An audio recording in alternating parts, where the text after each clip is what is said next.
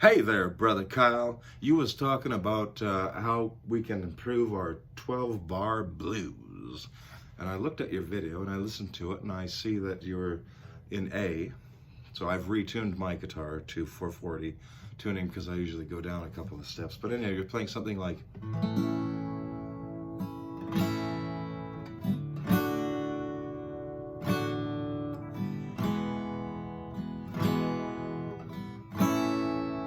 So you're playing an A, and that's perfectly fine because we can play 12-bar blues in A, and we can play it in any key, and A is a good one.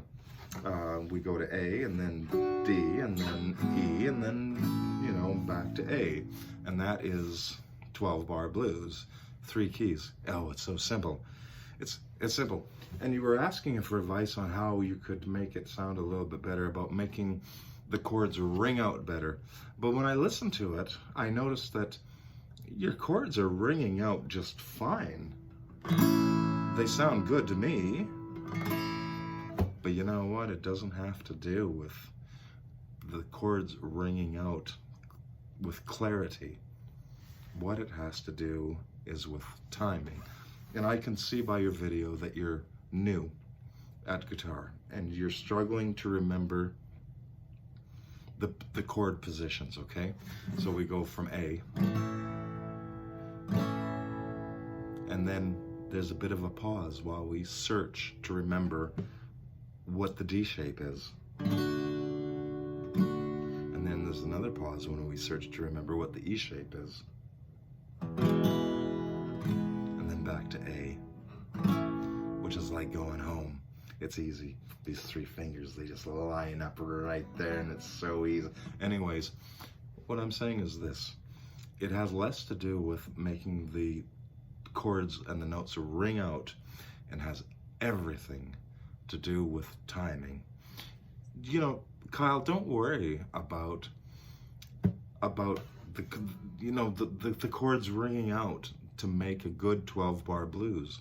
What you really need to do is, and we've all been there, and I remember those days, and thanks to you, you bring it all back to me, and I love that. It's a reminder.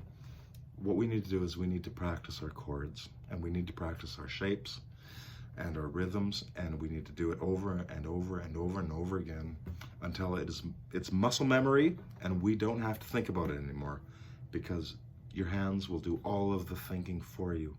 I promise you that this is the case. So when we go to an A, and then D, and then an E, with a 7th added,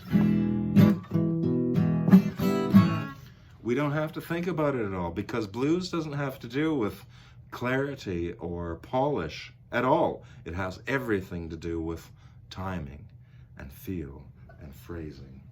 Blues in A.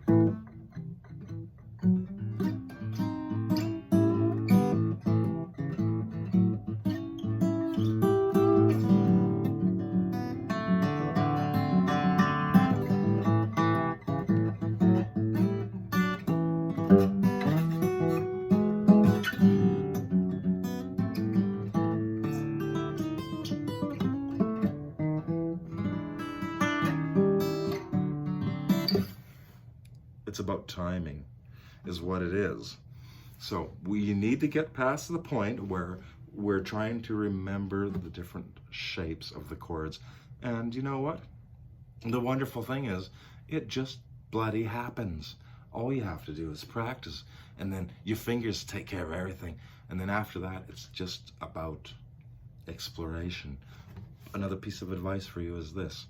If we're learning about the 12-bar blues, you should start with the key of E. And the reason is because it's traditional, it's simple, and you can apply it to so much great stuff. It's where our heroes in blues started. Robert Johnson, Robert Clay, Albert King, Buddy Guy, Eric Clapton, Mississippi John Hurt, Lightning Hopkins. The list goes on and on and on, and they all have great standards that are in the key of E. So instead of playing A, D, E, which is easy. What I would do first is concentrate.